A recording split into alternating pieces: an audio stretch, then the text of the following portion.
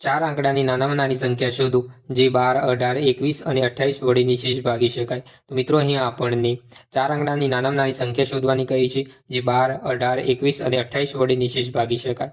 તો સૌથી પહેલાં આપણે 12, 18, 21 અને 28નો લસા લઈશું. તો 12, 18, 21 અને 28.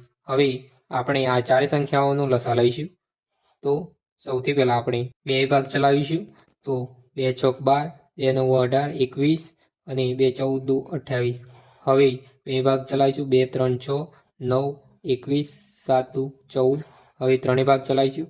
3 1 3, 3 3 9, 3 7 21, 7 7. હવે 3 1 1 7 7 અને 7.